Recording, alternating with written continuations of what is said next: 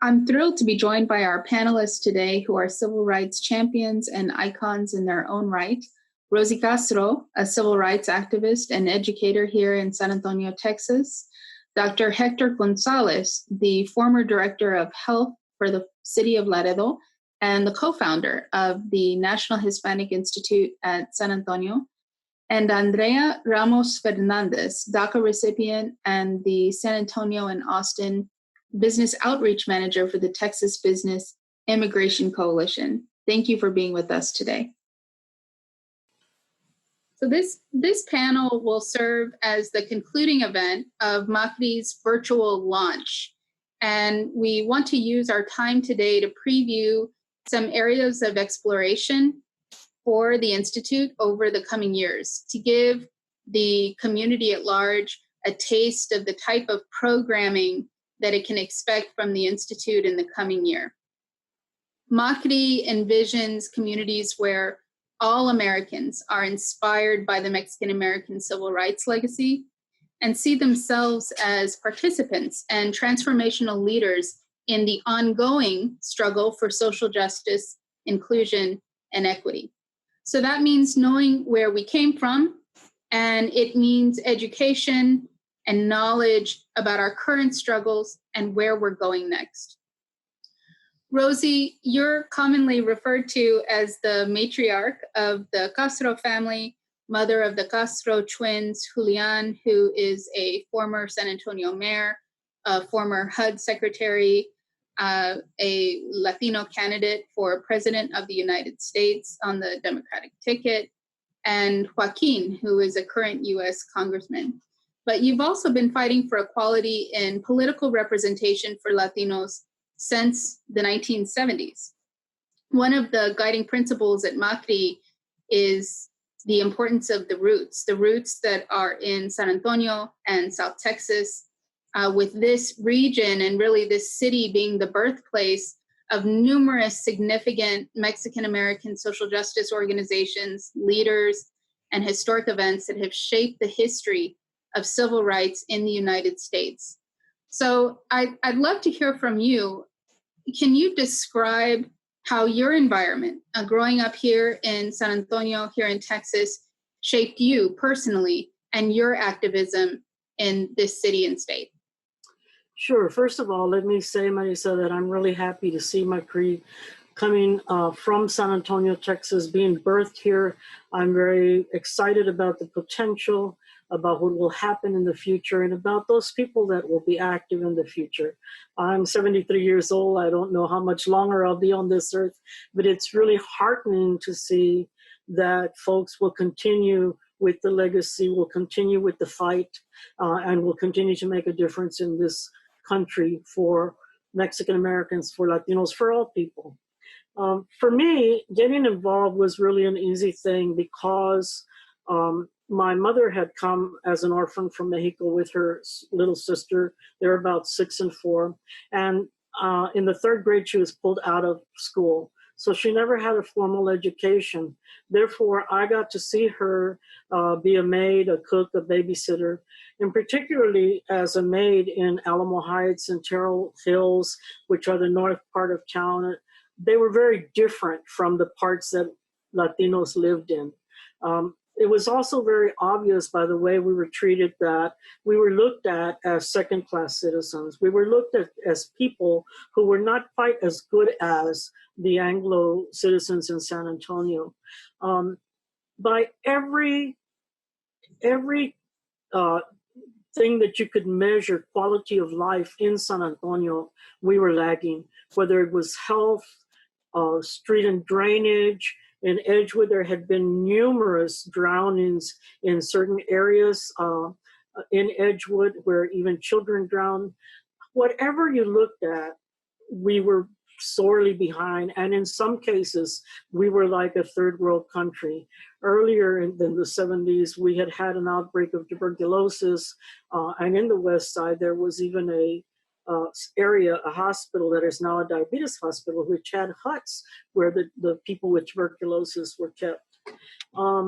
So I witnessed that, even though I was going to a Catholic school with a Catholic upbringing, learning that we were all children of God, this didn't seem to translate in the real world. There seemed to be some real children of God and some children that had been defeated and were in a occupied type of situation. And I didn't see that getting any better.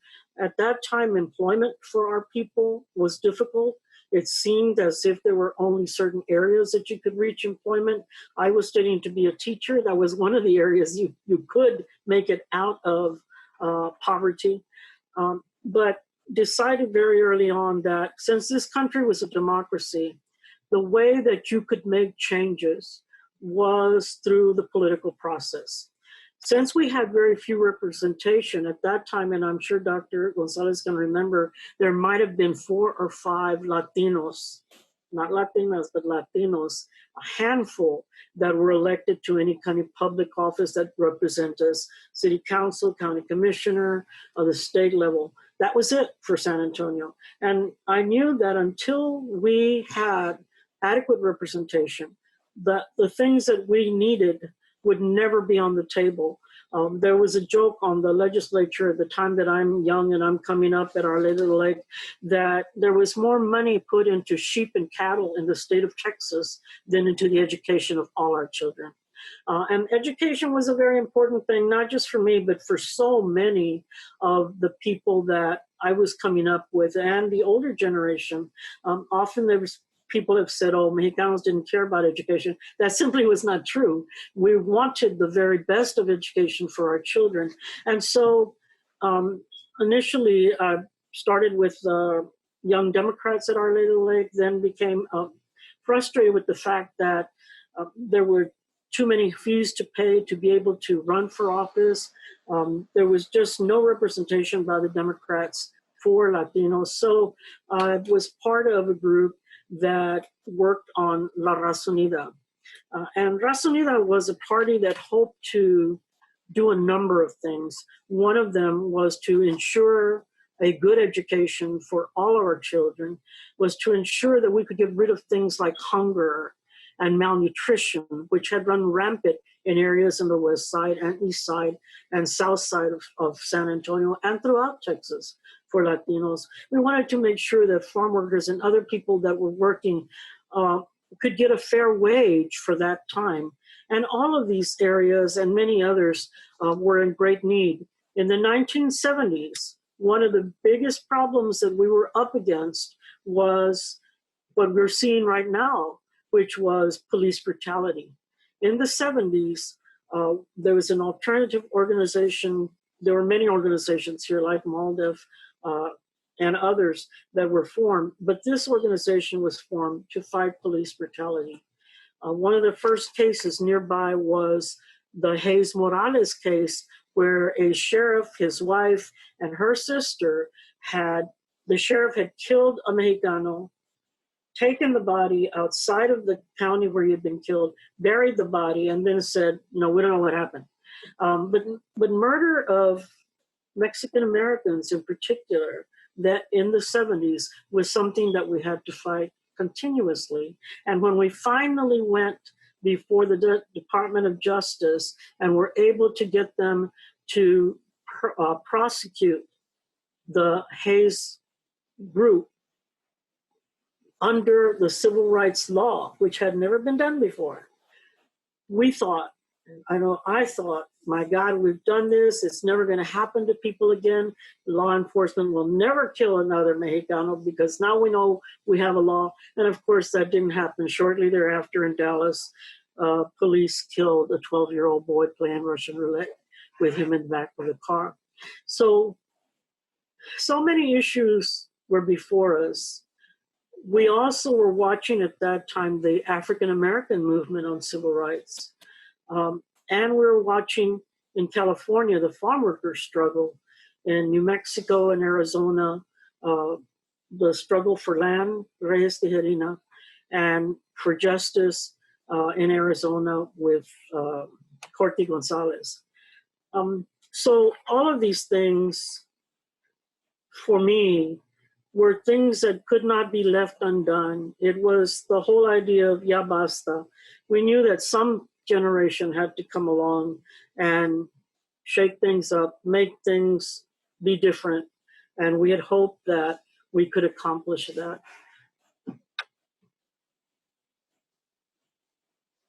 Thank you for that. When you talk about the lack of political representation for Latinos that in turn allowed the perpetuation of these inequalities on various fronts, when many people at the time, and even to this day, think of La Raza Unida as being a radical group, an outsider group. And during the 70s, there were many Latinos in the middle class who chose an avenue of assimilation, so to speak. They chose, working within the system, thinking that that was a means to social advancement. What were your objectives with La Raza Unida, and why do you think at the time it was perceived as a radical outsider group? Well, La Raza Unida had hoped to be able to harness the power of not just Latinos, we also had African-American people involved with us and Anglos, but to harness the power of people who searched for justice in all the areas and who would be willing to change the political dynamics of the state. We had to abide by certain state laws to be a party, first of all. And we were the only ones and the first ones in the nation to become a political party after a lot of hard work. But what we hoped that the Raza Unida would do was to start to elect officers or representations of people who would represent the Latino community. And it was successful in small cities, rural cities like Crystal City, where the entire city council, the county commissioners court were then elected. And there was Cotula and several other small counties. But in Cristal, you saw right away when there was a new type of governance, you saw all of a sudden health clinics go up, other things, the roads paved, different areas of our municipal services suddenly became available because the folks there were working towards looking at what was needed and then how do we get there. Of course, that was not something that that was the power structure wanted to see happen. Right away, the Texas Rangers were used to go into Cristal, for example, stand by the polls. The people who had jobs, the Latinos who had jobs in the industries, mostly agricultural, in Crystal City, were told that they better not vote Raza Unida, that they better, if they did, they would find that they'd have no job on the next morning. So there was a great deal of intimidation. And unlike the African-American movement, the Black movement, I think one of the things that was a detriment to us was that we had really no media that was supportive. There were, in San Antonio, there were a handful, less than a handful, of people that actually covered Raza Unida. But we also had very little documentation of what was happening for civil rights during that period of time. That becomes very important in history because if you have no documentation, stories up for interpretation. Right, and people say, well, did it really exist? Did that really happen? You see today that a lot of people don't think there was a Mexican-American movement. There was a very strong one. But unlike the African-American, where you have pictures, you have black and white photography of the walk over the bridge and the beatings by the police. We had none of that. So what we hoped to achieve was a real making the reality of what this country said we would be, which were full citizenships, which were liberty and justice for all. A very American thing done in a very American fashion, which it was through voting. It wasn't seen that way I think today there's a little bit better understanding of what we were trying to do, but not totally. It's just fascinating because there are just so many parallels with, you know, our current context and our modern context. Of course, with the advent of social media, every moment is captured. And it's interesting how we're now on the other side of the spectrum where the capturing of videos and moments and photographs have literally sparked movements in our country. It's interesting to see how that will develop 10 years from now, 20 years from now that there is extensive documentation along the way. So how do you compare the city of San Antonio that you hope to represent when you ran for city council with the Raza Unida party back in the early 70s to the San Antonio and the Texas that your sons represent decades later? Because, you know, many would argue that the lack of representation that you referenced back in the 60s and 70s no longer exists today, and that maybe your sons are a symbol of the fact that we now do have a seat at the table, and that lack of representation is not as much of an issue anymore. Yeah, I ran under the Committee for Barrio Betterment, which was actually a precursor to Raza Unida. And I was about 23 years old. There's a big difference between then and now in the sense that at that time, there was no single member districts. And single member districts, thanks to MALDEF and to other groups that helped, single member districts have made a big difference in terms of getting elected representation on city council. It was also a time when, for example, the mayor at that time, Walter McAllister, had been the mayor of the city for 12 years. I mean, he literally could have been forever his life if he had wanted to. And so what we had was decisions that were made without Latinos being represented at all, but also without even being thought of. For example, if you had a bond issue, the way those bonds were sold to the community is the whole community is going to get this bond issue. Every time the bond issue finished, our areas of the city had been neglected. The bonds had not helped our area, although we were paying for it. You know, we were working and we were paying those taxes, but those bonds never came to fruition in our part of town. Now, once you get representation, you got a Latina or a Latino out there that are saying, you damn well better put my district, the money in my district that you promised. And so there was you have a check and a balance. You have somebody saying, you can't leave my district out. So that's a big change. And then, of course, we had a thing called the Good Government League, which wasn't good at all. It was mainly white, and it allowed a couple of Latinos and an African American, when it had a formula, to be elected every 2 years. Now we have single member districts, and each person is elected from a different district. It's a larger amount of people than at that time. I think we had 9 people on council at that time. We've been able to elect Henry Cisneros, then Ed Garza, then Julian Castro. We've elected, and this is sad, I think, 3 mayors that are Latino since the early days of San Antonio, but there are 3. So we've elected 3 mayors that were Latino.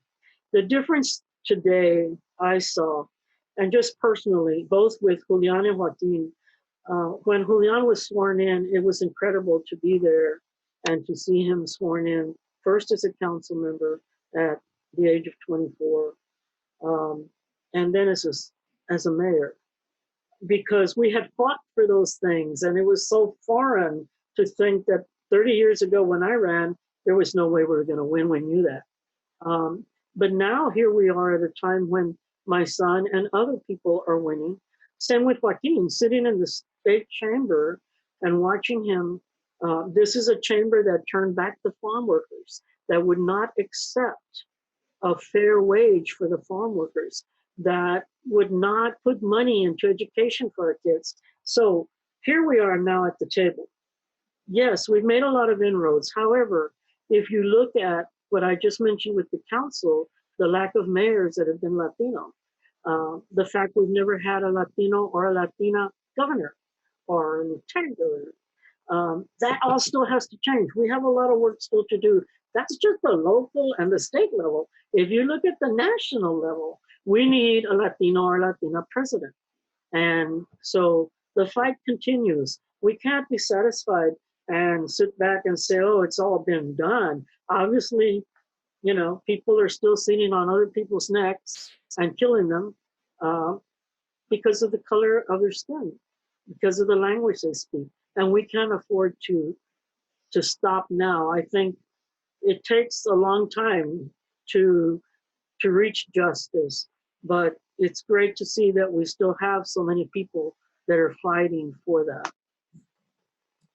Well, I think we can see why this this particular area is not only so critical to, you know, our struggles today, but is also an area that MACRI really wants to explore further. It's not well known what a hotbed of advocacy, activism, these schools of political thought, political philosophy. A lot of that was started right here in San Antonio because of the struggles that the Latino community faced. Yet it's not a story that's taught in our schools. It's not a story that we see in our history museums and our history books. And so, but it's so important to understand where we came from and where this started, to see how far we've come and how far we have left to go. Dr. González, I'd like to turn to you now.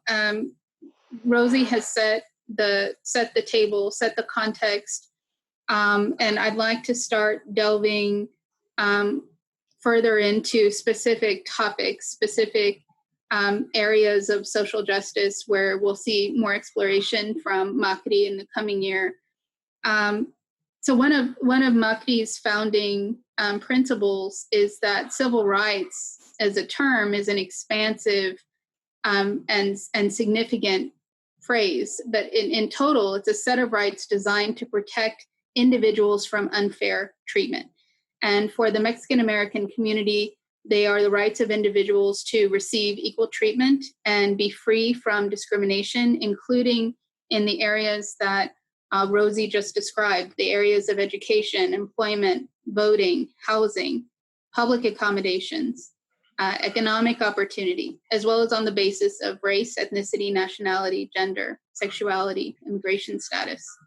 And discrimination in the area of public health particularly is critical now as we sit in the context of a pandemic. We're in the middle of a virtual launch here because we can't meet in person because of COVID-19, and it's completely changed the way that we interact and the way that we educate and the way that we convene and meet.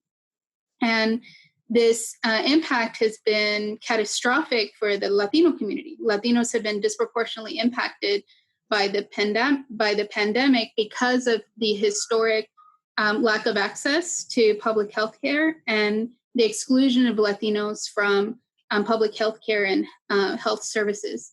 And we're so pleased to have you here today. As I mentioned, Dr. González is the former director of health for the city of Laredo. He's been dedicated to improving the lives of South Texans through numerous scientific, professional, and medical initiatives, as well as direct involvement with the Latino community. He was the co-founder for the National Hispanic Institute at San Antonio, and he's served on numerous boards. And I know from our personal relationship, Dr. González, that social justice has always been at the central, has always held a central place in your work in public health. And why is that? For those who say that public health is not a social justice issue, what would your response to that be based on your work? Well, good afternoon to everybody. And absolutely, public health and healthcare is a social justice, and it is a right that all of us have. And unfortunately, our community, Latinos, Mexican Americans, have not. I remember growing up a single head of household, my mom and 8 brothers and sisters, and I didn't have a physician. I went whenever the doc was at the community centers, Madonna, Good Samaritan, and they were only open certain days. So if you weren't lucky to go on the day that the physician was there, you missed out. And for many of us, we couldn't go because that meant, or in this case, my mother taking off of work. And that means losing a day's a pay. And so that was typical of many families.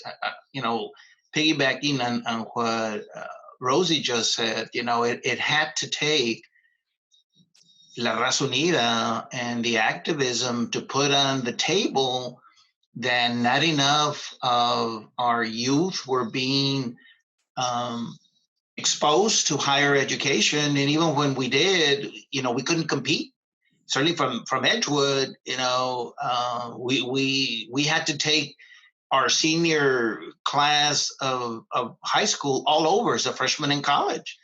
And if you were going to go into a professional program, pre-med, pre-law, teaching, that added a year to your education. So one of the things that La Raza Unida did, knowing that healthcare and public health was a right, is that one of the first things they did was to negotiate with others at the table, and they negotiated a scholarship program with the Mexican president. I'm not going to mention the president's name because he had issues too, but for Latinos, Mexican Americans in the U.S. to negotiate that, at the height we had 300 Mexican Americans from all over the Southwest, mostly from Texas and South Texas, San Antonio being a primary. We were all studying medicine in Mexico in different parts. And that also had its challenges, but can you imagine having to go outside the country to get educated? Well, we came back, and that was part of the agreement, and non-binding, but we all knew we wanted to do it, to come back and work in the areas in South Texas, in the underserved areas. Coming back, I spent 5 years in Crystal City. And as Rosie said, once La Raza Unida took over, healthcare, besides all the other basic water, housing, healthcare was the other issue. So they applied for a federally qualified health clinic for a migrant health center and got some seed money. The community had to keep it going. And by the time I got there, they had a full-fledged clinic, but it was very nice to see. It was all Mexican Americans. It was all Raza, running the programs. And sometimes not getting a lot of support. They had to train themselves. I remember my wife was working as a director for the Women, Infant, and Children's program.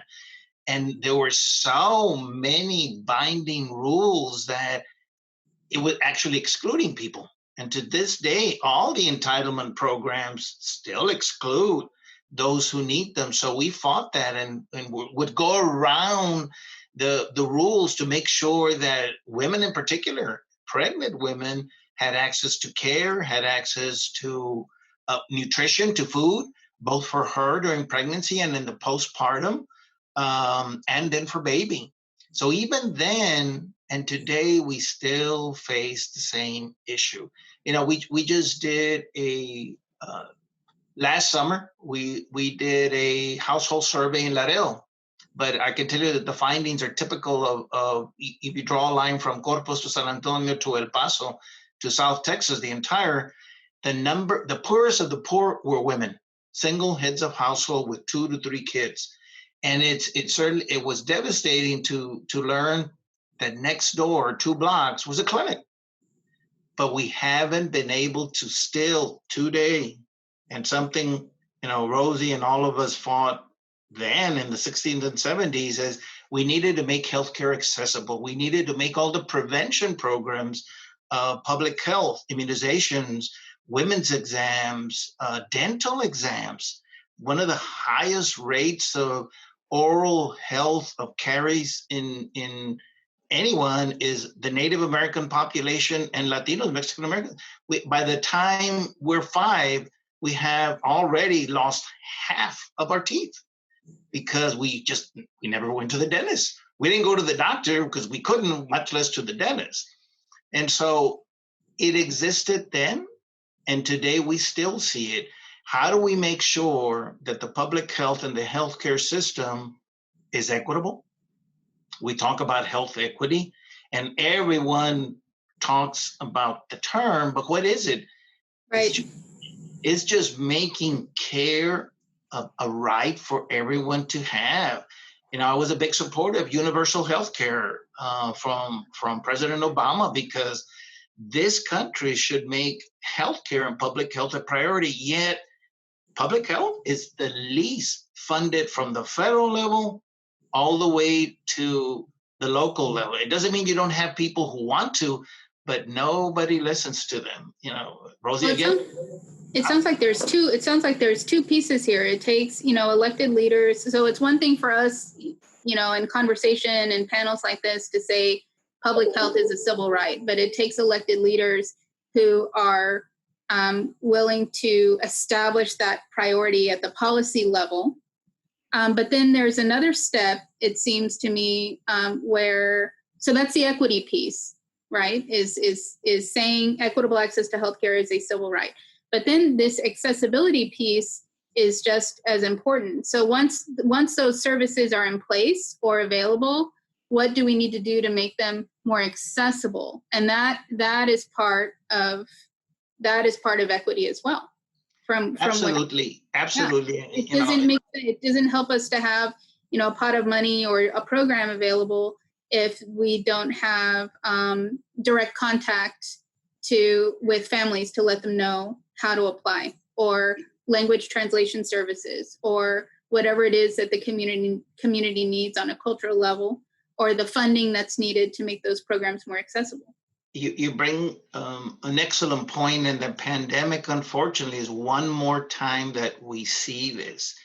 Beautiful announcements, beautiful prevention, but was it getting to those who need it in low-income housing, in the barrios, in the rural areas, in the colonias, along the border? Was the message getting there?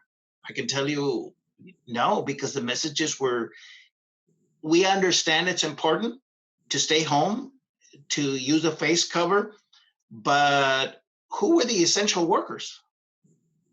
It was our community. And so who was making sure that they had care, that they had attention? Today, all of our mortality, unfortunately, and most getting sick is our community, or Mexican Americans or Latinos, and from you again draw the line from San Antonio to the border, because we haven't had traditionally the opportunity to access and understand. And so we need to really focus on using our own community to carry the message. You can have the best message, but if you don't take into account what you just said, the hours of the service, when you're going to go out, food, housing, all these social determinants that we for years have said, how can mom bring in kids for immunizations, a basic public health right that is evidence-based, proven, that works, but mom is working, right, or dad is working, and still to this day, if our construction workers, and it's changed with subsequent generations, but mom has to stay home and get the food ready, Yes. or be at home right after school to take care of the kids.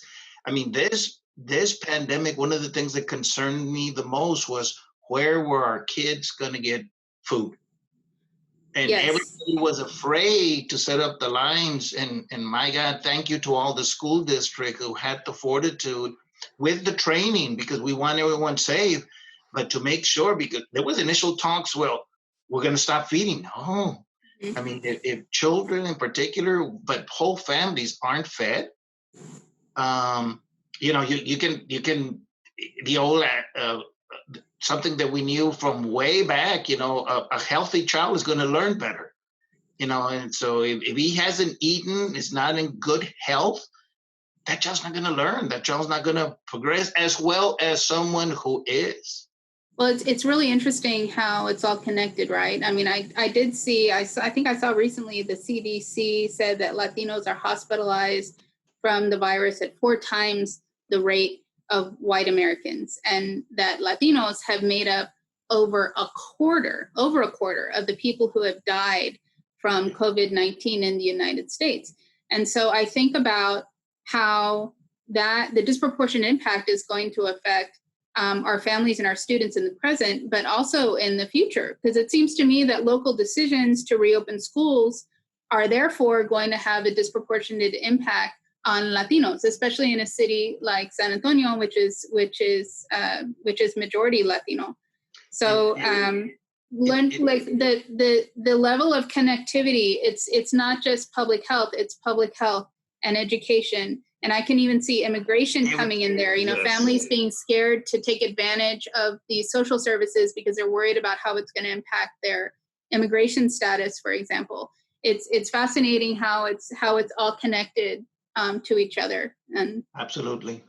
But we'll look forward to you can see that's why that's an area that we've picked at MACRI. It's going to have an impact on our community for generations to come. So we've gotten to this point where the discriminatory exclusion from health services have gotten us to this point where we're disproportionately impacted by the pandemic. But now, in turn, the decisions that are being made on these various levels are going to continue to affect the community for generations to come. And at the forefront of the at the battle for students, we have Andrea Ramos Fernandez with us here today. Andrea, I'm so inspired by your work. I'm really thrilled. I don't think we've had a chance to work together on a panel yet, but I've heard about your work at UTSA. You helped found the Dreamer Resource Center there when you were a student. And I understand you've now received your bachelor's degree in public administration.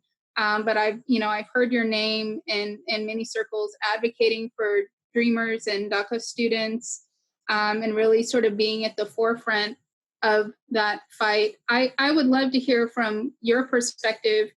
Where do young people fit into these modern civil rights struggles of today? I know a lot of the media that I see, a lot of the chat and conversation that I hear is, kind of cranky commentary about students being agitators or not really understanding what they're fighting. I know that hasn't been my experience, but what's your perspective on the role of young people in our modern civil rights struggles? Yeah, I mean, personally, and I've seen this from experience, young people have almost taken a torch from either older generations or have gotten involved because of other people that have been involved. I'm very grateful to be in this panel because obviously I see very, proud advocates for my community. Rosie, I have to say I've admired you for a very long time. Dr. González, I've heard of your work as well. And if it wasn't for the work of the people that are willing to put other people like myself into either some sort of leadership, I would not be here. And that's what I tend to believe when it comes to the young people. I mean, even calling myself a young person is a little weird, but that's the reality. There has to be someone else to keep fighting the good fight, to keep yelling. In this case, yes, agitators. Change does not happen with complacency. And it takes people to eventually pass on the torch, or it takes people to voice out issues that, yes, generational issues that have been happening for decades and hundreds of years in cases, but also things that are now popping up because of modern society, and how that generational issue now becomes more of a modern issue on our current, social political spectrum. And that's where I see young people fit in. I see young people fitting those movements. We see people like AOC. We see people like, in San Antonio, Kimia, she's a Black Lives Matter movement leader who is only 22. I mean, and we see her yelling in the streets, and that's something that is very beautiful. And again, I mean, I'm very grateful to be a part of this, because I know that I wouldn't be here if it wasn't for the people that believe that I could be a leader. I love that. You know, Rosie mentioned today that there were Black residents involved with Raza Unida. That was the first. I never knew that. I'd never realized there was an intersectionality between the Black community and the Latino community during activism in the early 70s. And so I hope at MACRI we can continue to explore the intersectionality between the Black civil rights struggle and the Latino civil rights struggle. I'm really fascinated again by your role as a student leader. You've been a strong advocate of immigrants' rights. Why did you personally become involved in fighting for immigrants' rights in our community? Personally, I'm undocumented. I have DACA, but I didn't really get involved because of myself. I got involved because of my mom. My mom is in her mid-40s, mid-50s. I'm not going to give her age because I'm pretty sure she would kill me. But she has been working for the last almost 15 years in this country and giving every single ounce of herself. She was a single mom when she had my brother. I am a child of, a mid-status family, basically. And she's never going to receive a dime of the work that she has put forward. My father is in a very similar situation as well. They're never going to see a retirement as long as immigration reform does not occur. And even before that, I saw it in my own classroom. I saw it in my own community, in where, I went to a high school that was at one point called very affluent. I went to Northeast ISD. And funnily enough, that the situation is turning in where I was on the wrong side of the tracks in many situations, and where I had a very different experience than some of the white students in my high school. And then being a bilingual student, ESL, English as a second language, I also had to overcome a lot of, personal issues of racism. I mean, I saw it in my classrooms very openly against students of color. And it came to a point, especially during 2016, when I saw people like my mom being demonized. A woman that was a single mom for a very long time, that at the point when she married my dad, she still had to face a lot of travesties, and even now does very humble work. She is a service worker. She works in the catering industry. She is, she cleans homes for a living as well. And to see her being portrayed as a monster did not only seem unfair to me, but it also hurt me in the sense of all the work that my mom put forward, everything was not valued. And then not only that, but my mom felt guilty of bringing me into this country, giving everything that she could to provide me a better life, and still feeling that her work was not enough and that I was actually worse off because of what she had done. And that was very, very, it was a healing process that I'm still going through. And that's the main reason that I got involved, because I know that I'm not the only one that is going through this. And a lot of people say that the undocumented community is voiceless, that obviously we do not have an opportunity to vote or be involved in a lot of political processes, but that's not true. So that's why I became involved. I've found your insight today inspirational. I know our viewers have as well. And I just want to thank you again for taking the time to participate in this historic panel today. Thank you so much. Thank you. All of you take care. Thank you. Same here. Look forward to seeing you soon. Bye-bye. Bye. Bye-bye. Thanks a lot.